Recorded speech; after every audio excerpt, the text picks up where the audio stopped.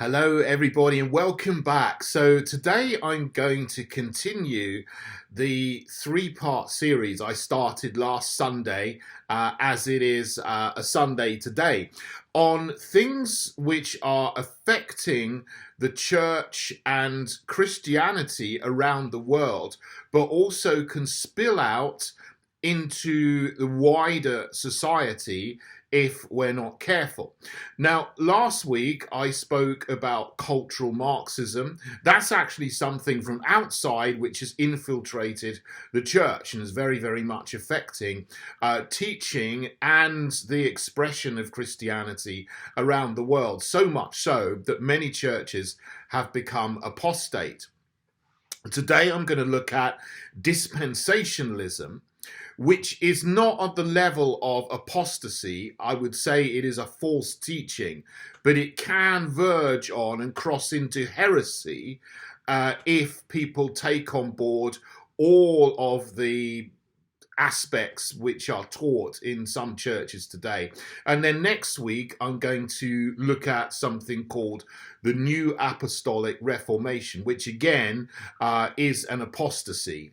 But today, let's look at dispensationalism and see how it is affecting many, many churches around the world, and actually tens of millions, perhaps hundreds of millions of churchgoers, and also how it is impacting their lives and their walk in Christianity, if you like, in a damaging way, and also potentially spilling over into politics in a way which is very dangerous indeed, and I'll come to that at the end.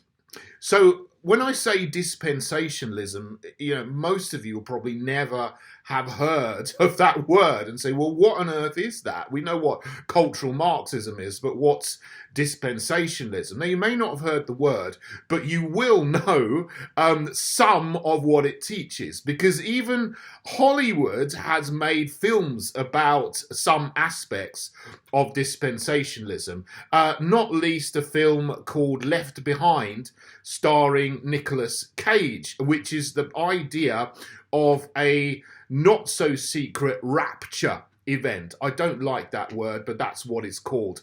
The idea that some point, in the not-too-distant future, all the Christians are going to disappear.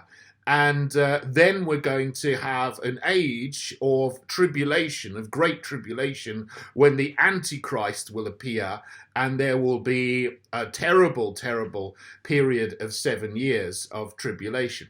That, even Hollywood has picked up on that. There have been works of fiction made about this as well.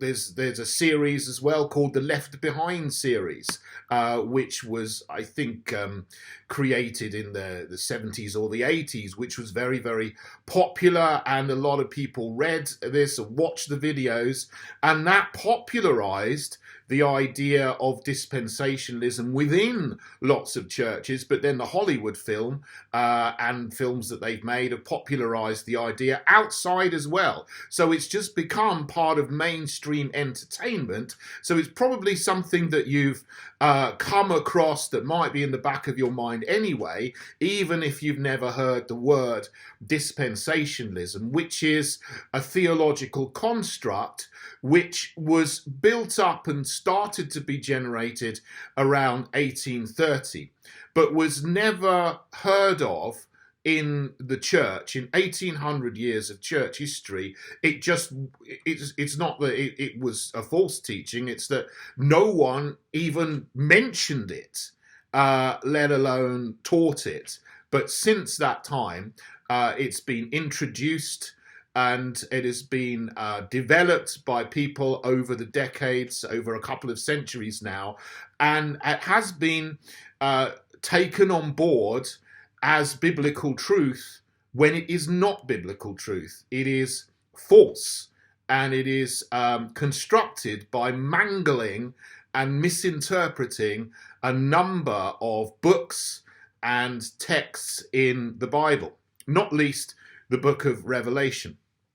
Now, The problem with dispensationalism, before I go into explain what it is it creates four unhealthy, unhelpful, and possibly dangerous reactions in Christians or in people who hear about it and believe that it's true when it's not. One, it can create a lot of fear. Secondly, it can create licentiousness. Thirdly, passivity is inculcated, and more dangerously, if a number of add-ons are added to dispensationalism, it can actually create an unhealthy catastrophism, and even get some people to look forward to a nuclear Armageddon as something that needs to happen in order to fulfill biblical prophecy. So those are the dangers of dispensationalism. I'll try and explain where they come from as I go through this, and try to then set things right and interpret the Bible passages correctly that have been misinterpreted. Now, and I know when I say this, a lot of people might already have their heckles up and might be disagreeing with me. But I hope that we can say, well, we can talk about these things, agree to disagree, discuss these things, search the scriptures. And if I'm wrong, then and if you can prove me wrong, then I'm open to being proven wrong, of course, because I haven't been to Bible college. I'm not, I don't have a degree in theology, but I've come to these conclusions by looking at the Bible myself and listening to lots and lots of different scholars and teachers who look at things from lots of different angles and have many, many different opinions on this. It's not central to the Christian message, or shouldn't be, which is why I say it's not apostasy and not heresy, although it can step into heresy when it does start to affect the actual central gospel message. But for the most part, it doesn't. We still all agree that Christ came, he was crucified for our sins, to take the penalty for our sins, and he rose again from the dead, and he will come again a second time to judge the living and the dead, as it says in the Nicene Creed, which all Christians of every denomination can still agree on. Christ has died, Christ is risen, Christ will come again. Whether you're Orthodox or Catholic or Protestant or Nestorian or Coptic or Syriac or Evangelical or Lutheran, whatever, everybody still agrees with the Nicene Creed, which of course is based on the Bible truth. So let's dive into dispensationalism and see where it comes from, who brought it, who constructed it, how it's developed, and what it actually is.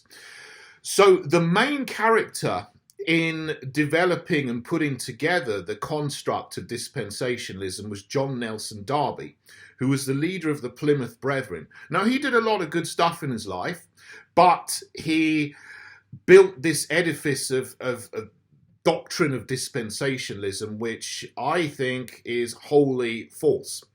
And it concerns not that Jesus is coming back again. We all agree Jesus is coming back a second time to wrap up the church age, to finish that off, to judge the living and the dead, to put an end to all the enemies, his enemies, to put an end to sin, and to bring in the next age, where humanity and creation will be restored. We agree with that. What dispensationalism does is it looks at various bits of the Bible, as I said, particularly Revelation, and then puts together a timeline of future events which are read into the Bible which are not there. So John Nelson Darby started to develop this, and then it's been added to by other people. He was opposed in this by many, many eminent Christian teachers and scholars and pastors in his day, such as Spurgeon, Jonathan Edwards, who looked at this and said, this is nonsense. This is not true. No one has taught this at all in 1800 years, as I said. But then John Nelson Darby is creating these new teachings and trying to bring them into the church and then spread them out. So there was resistance to this from the mainstream church in the 19th century. Unfortunately then, someone called Cyrus Scofield got hold of John Nelson Darby's ideas on dispensationalism and put them in the Scofield Study Bible, which was published in 1909. And that was one of the most widely selling Bibles ever in history. So the Bible text is fine, but what the Scofield Study Bible does, it's an innovation. It puts study notes on the same page as the Bible text. And so tens of millions of people bought the Scofield Study Bible. And the Scofield Study Bible explains passages in Revelation, in Daniel, in the Olivet Discourse, in Matthew, Mark, and Luke, in terms of dispensationalism, rather than in terms of what everybody in the whole church history had done beforehand for 1800 years. So it changed the interpretation of these scriptures, and that happened at the beginning of the 20th century, just about 100 years ago. But then that spread like wildfire through particularly Protestant churches, evangelical churches, who should know better, to actually do proper exegesis and proper hermeneutics. But when people took the Scofield Study Bible as a text to understand the Bible, this is when dispensationalism became mainstreamed, and tens and now hundreds of millions of people are taught this in their churches when they shouldn't be. It's wrong. Then it was added to by many, many people throughout the 20th century who found that by writing books about the end times, if you like, in terms of catastrophism and the idea of a rapture of the church and a great tribulation and essentially fear porn for Christians, made them a lot of money. So there's a huge industry in writing books and making films about Bible prophecy of the end times and interpreting it in a way that it goes along with the dispensational construct developed by John Nelson Darby in the 1830s.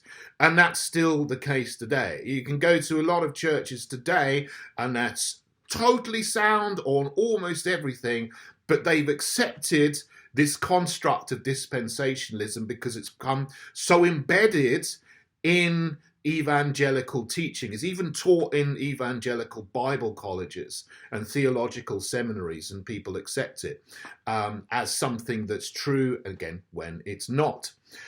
So what does it actually say?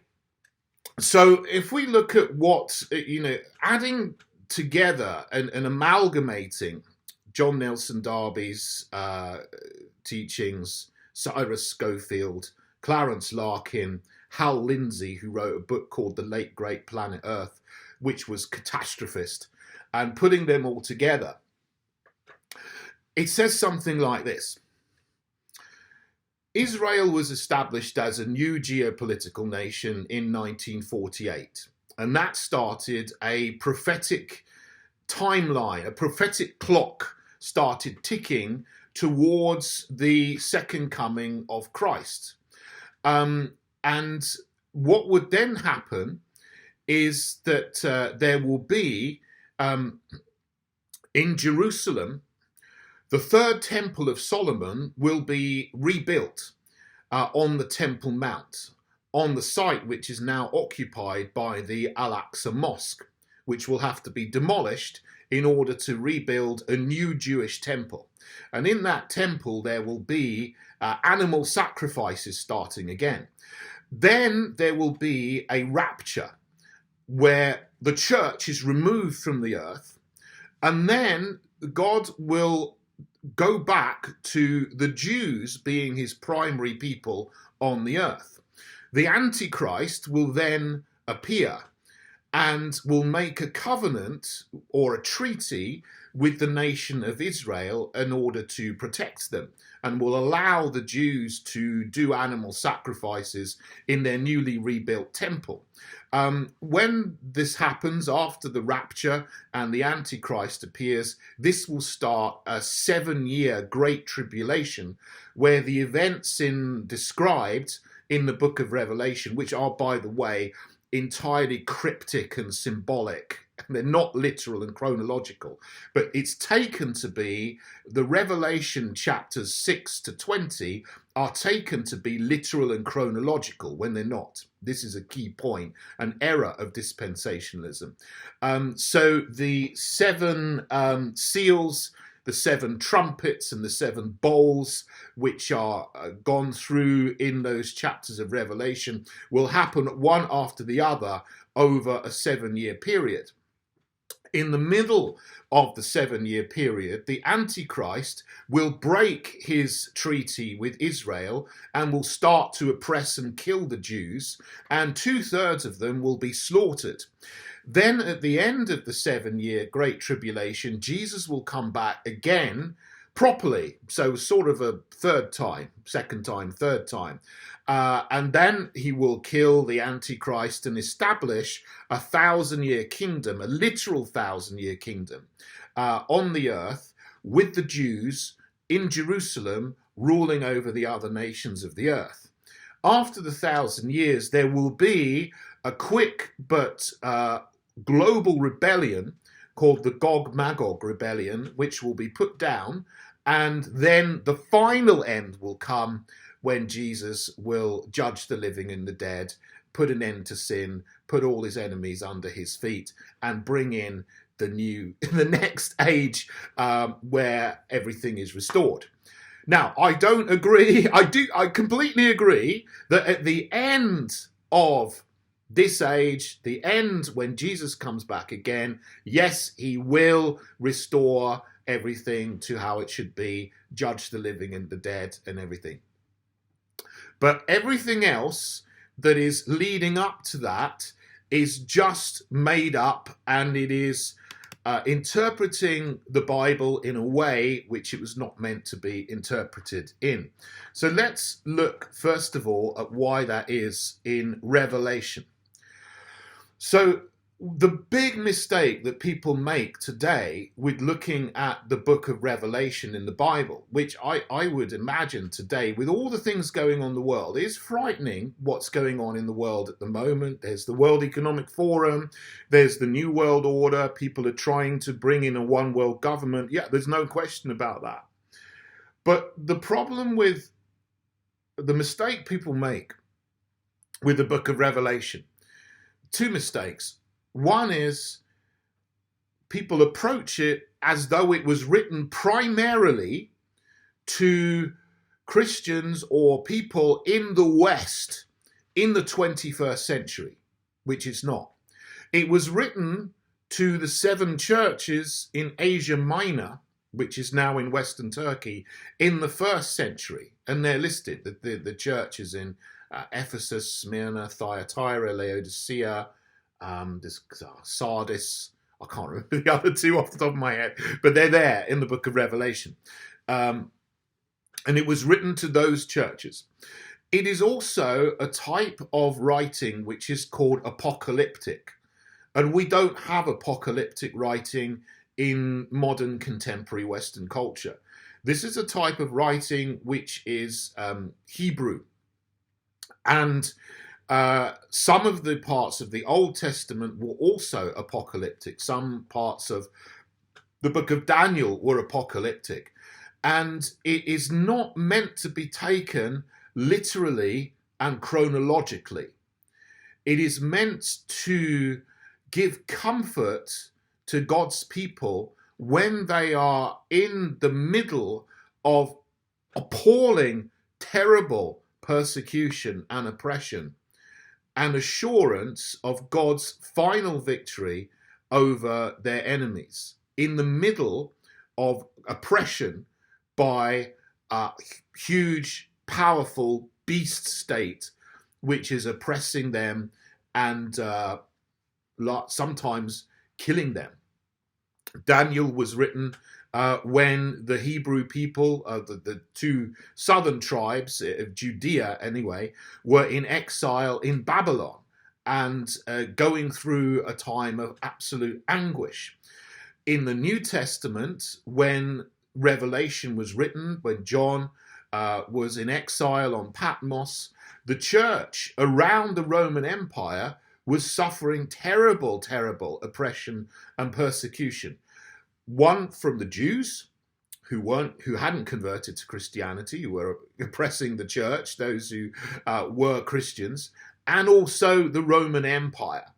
And the 7 towns, the 7 cities which the church was in, that John wrote the Revelation to, were in places where it was a center of worship of the Roman emperor. So they were expected to worship the emperor, whoever was the emperor at the time. And if they didn't, then they may be killed or thrown to the lions, or all the other kind of terrible things that happened to Christians in the 1st century and 2nd century in the Roman Empire. So it was written to Christians going through horrendous tribulation that we in the West can hardly imagine. But there are other places around the world where Christians today are already suffering such tremendous tribulation. Take, for example, North Korea, China, many Middle Eastern countries where they're under the jackboot of Islam, which kills people who are found to be Christian. Not in all Islamic countries, but in some Islamic countries that is the case. So it could be applied hermeneutically to any church in any country throughout history which is under incredible oppression. And this has happened down the centuries as well. You could think that this would apply to the church in the Nazi times in the 20th century.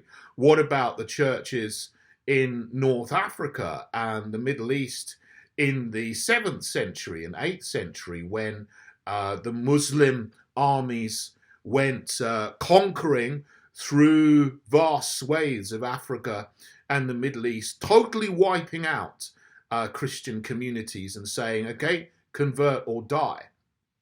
Those who chose to stay faithful to Jesus were killed by the sword, by Muslim armies in the 7th, 8th, 9th centuries.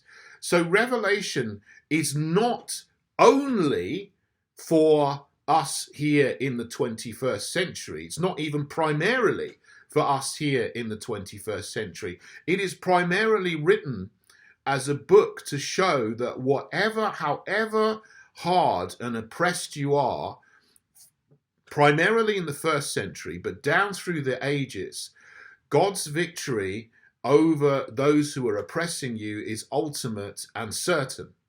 It is not meant to be taken as a literal chronological order of events to come in the West in the 21st century. But it is applied and interpreted as such, and this then leads into the construct of dispensationalism, which can then, as I say, create all of these different reactions. The first one I said is fear. Because if you take this as saying this is going to happen imminently, because it's going to happen within a generation of Israel being established as a nation in 1948, then you think, well, it makes you completely afraid of something that may or may not happen. But it also inculcates a passivity, because you think, well, these things are inevitable, they're going to happen, and there's nothing I can do to stop it. And therefore, there's no point in getting involved in trying to change things for the better. There's no point in getting involved in politics or media or business or creativity or anything. You're just going to stay in your little, bunker down, wait for the rapture and to be taken out, because the rapture is going to happen before the Great Tribulation, and there's nothing we can do to stop it, and we're all going to be whisked away anyway, so we don't need to worry. But again, it inculcates the passivity and the disengagement from society, which is not what we should be doing. If you're Christian, you should be engaged in society. So, this rues me because I'm the leader of the Heritage Party in the UK. I'm engaged in politics because I'm fighting all of the terrible things which are being brought upon our society, the attacks on freedom, the attacks on children particularly. But if you believe in dispensationalism, then you will say, well, I don't need to get involved. Just let it happen, because we're out of here in a couple of years. So that's why it's so damaging, because it encourages passivity. Now, where does it come from, the idea that there is a rapture, if you like? It comes from a misinterpretation of a verse in the Olivet Discourse, where it talks about us being caught up in the air. And the word rapture is not a word in the Bible. It's only actually in the Latin interpretation of the Greek in the Vulgate in the 4th century that was written. Now, I'm going to see if I can find the verse. I've got it in my head anyway. But it says, immediately after the tribulation of those days, we will be caught up into the air with Christ. So the thing is that people say that there will be a secret rapture before the tribulation. But in Matthew 24, it says that we'll be caught up into the air after the tribulation. So the one place where the word rapture appears, rapturo, in the Latin translation of the Greek, I don't like the word, by the way, it says it will happen after the tribulation, not before the tribulation. So even if you believe there will be a 7-year great tribulation and a rapture, it says the catching up into the air will be after it, not before it. So that totally smashes the idea that there will be a secret rapture before a great tribulation. Now, I don't believe in the 7-year great tribulation either. I'll explain why in a minute. The other thing we get in Matthew 24 and the other places where the Olivet Discourse is written, I think Luke 15 and Mark 13, is it says, this generation will not pass away until all these things have come to pass. And this was taken by Hal Lindsey and others as the things in dispensationalism would happen within 40 years of the nation of Israel being established, because a generation in the Bible is 40 years. And there was a lot of anticipation, if you like, by people who believed this in the 1980s, who thought that Jesus was going to come back in 1988, or there was going to be a rapture in 1988, a catching up into the air, the church being removed and all the other people being left behind. This is going to happen in 1988 because that's 40 years after Israel was re-established as a nation. And Hal Lindsey's book, The Late Great Planet Earth, actually prophesied and anticipated that this would actually happen in 1988. And the effect of that is a lot of Christians at the time, particularly in America, who believed in the prosperity gospel, just became licentious and said, okay, well, we're out of here in a few years. Let's eat, drink, and be merry, spend all our money, max up our credit cards, buy ourselves some cars, buy ourselves some houses, go on lots of holidays, go on some cruises, spend, because the rapture's happening. So we'll just live a licentious, luxurious, Epicurean life for the next few years until the rapture happened. It didn't happen in 1988. And actually, a lot of people were left with a lot of debt and a lot of egg on their face. And Hal Lindsey then was proven to be a false prophet. In the Old Testament, the penalty for being a false prophet was you'd be stoned to death. We don't do that anymore. I'm not suggesting anyone is stoned to death. But you need to recognize that people who have made false prophecies and have said that these things would all have happened in 1988, and they didn't, were wrong. So the whole thing is proven to be false by the very fact that people who were prophesying this stuff would happen were wrong, and it didn't happen. So this is not something that is a correct interpretation of the Bible at all. So we've gone through Revelation. Revelation is not literal and chronological. It's symbolic, it's cryptic, and it is about encouraging the church in times of oppression.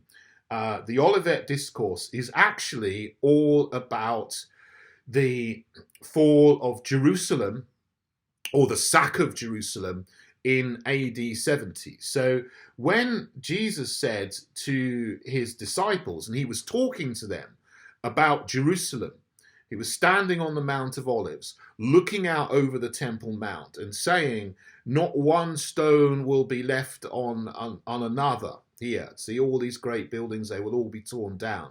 And then goes on to describe it, and then says, well, all these things will come to pass before this generation has passed away. He was talking about this generation.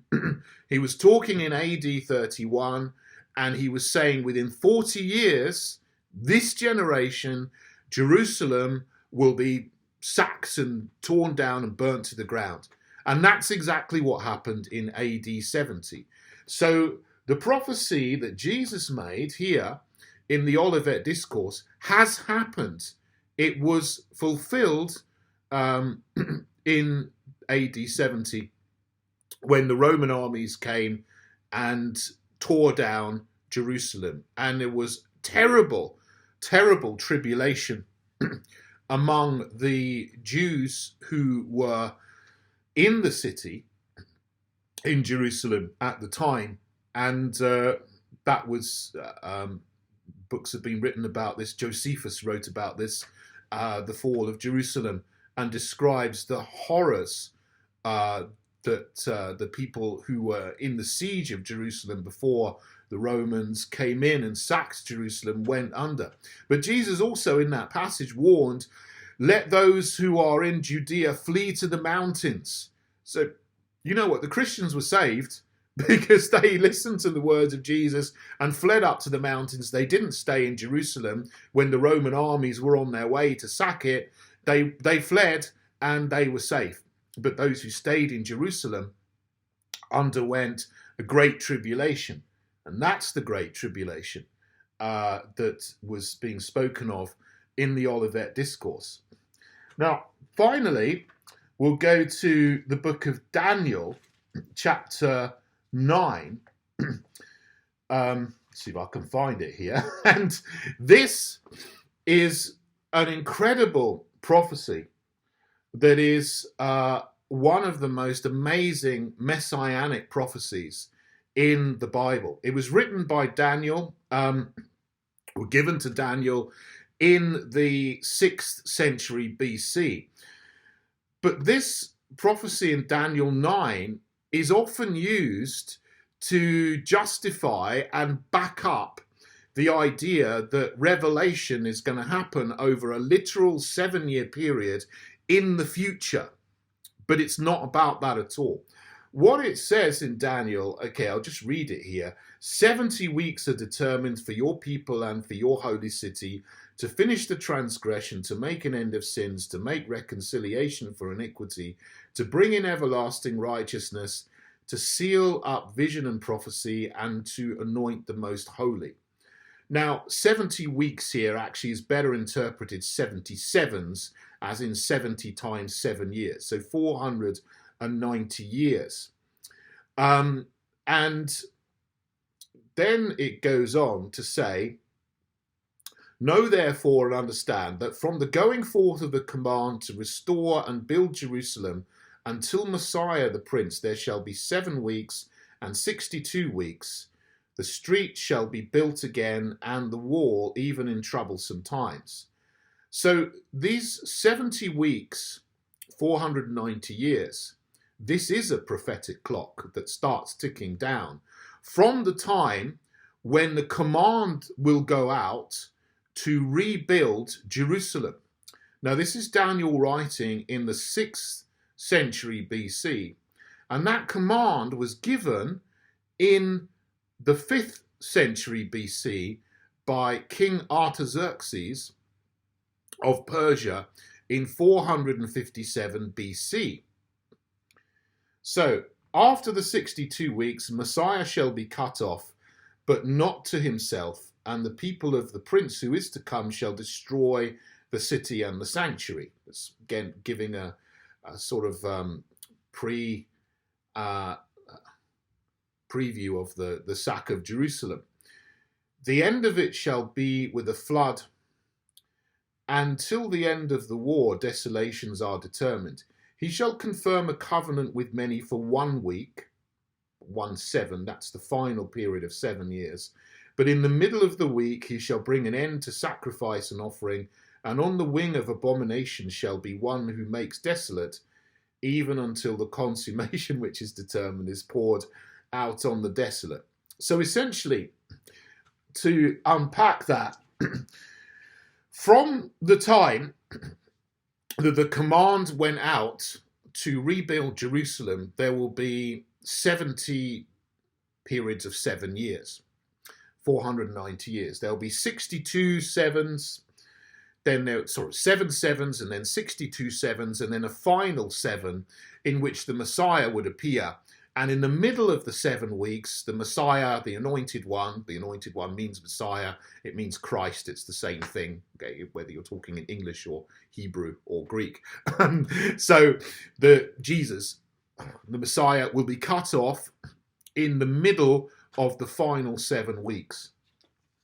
This incredible messianic prophecy predicts exactly when Jesus, or the Messiah, would come and then be crucified and cut off, as it says here, in the middle of the final 7-week period of 490 years after the command went out to rebuild Jerusalem, which had obviously been sacked by the Babylonians when they came to take the Jews into exile.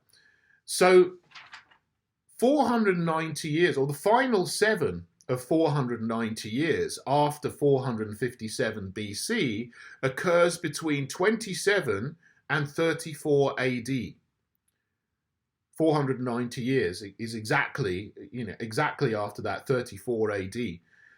When was Jesus crucified? In 31 AD. Right exactly in the middle of that period of time.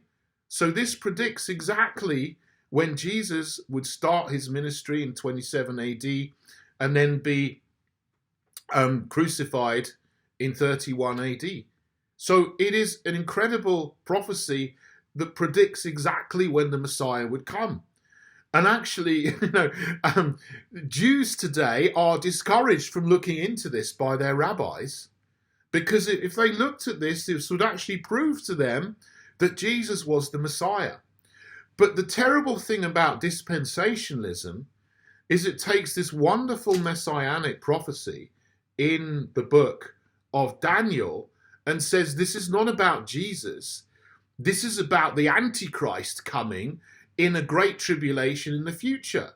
It takes something which is beautiful and wonderful and encouraging and turns it into something which is not, which is making people afraid of something that may or may that is not there in Scripture.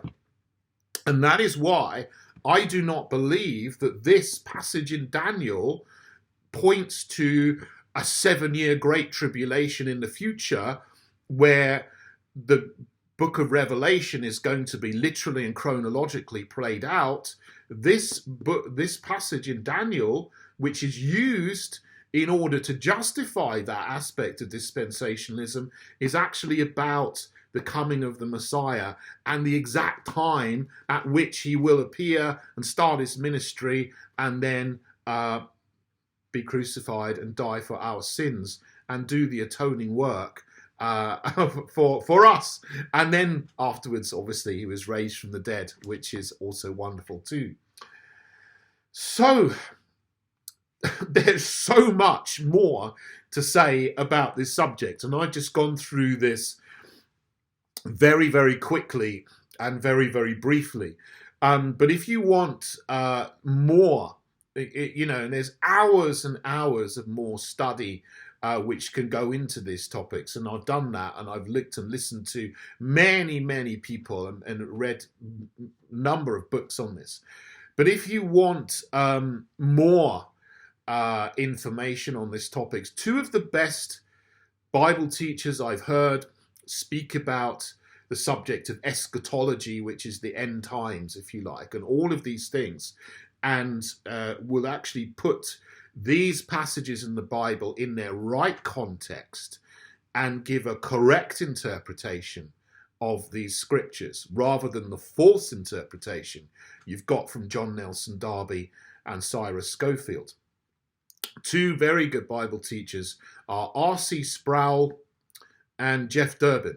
You can look them up. I'll leave some links to some of the things that they and series that they've made on these topics, where there's hours and hours of analyzing and doing proper exegesis and hermeneutics on these texts that you can listen to.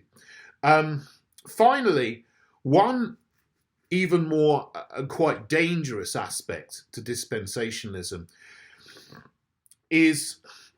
goes back to the book I've mentioned a couple of times, which is The Late Great Planet Earth by Hal Lindsey.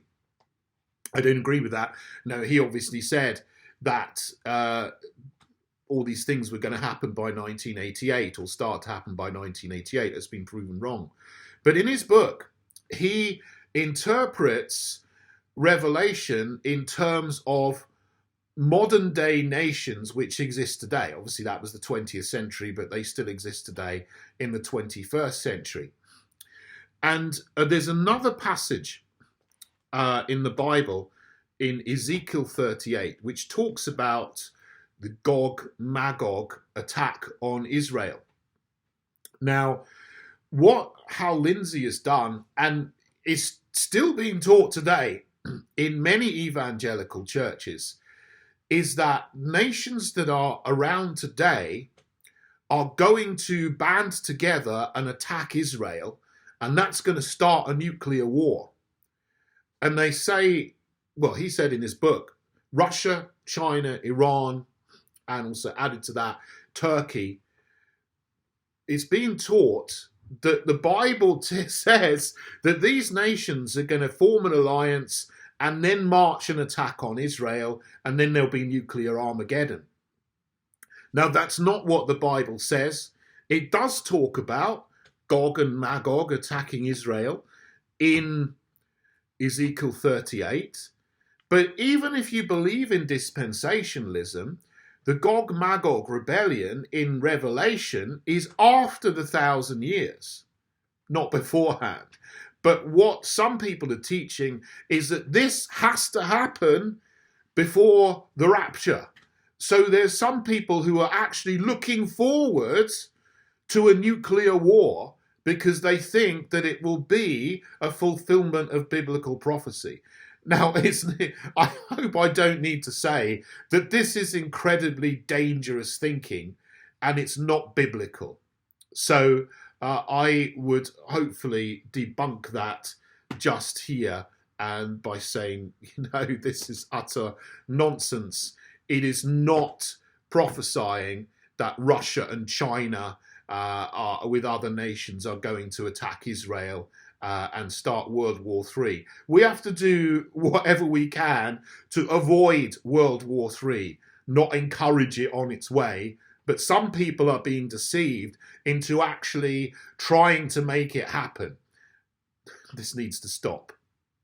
And that is probably a more dangerous, a very, very dangerous add-on to dispensationalism, which has been brought in the late 20th century, and it needs to stop. So there we go.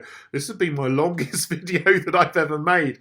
So it's always like a whole sermon. There we go for a Sunday sermon.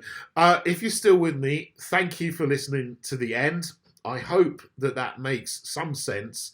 Do look up these other Bible teachers, and there's much you can read onto this. I know not everyone's going to agree with this. And as I said, you know, if you don't agree, please do try and prove me wrong. And if I'm wrong, and if dispensationalism is biblical, I will admit that. But this is the conclusion I've come to from reading the Bible for myself and doing proper exegesis and hermeneutics on the text, rather than taking apocryphal writing as literally true. There you go. Enough said. Thank you for listening, everybody. Have a blessed Sunday. God bless you all.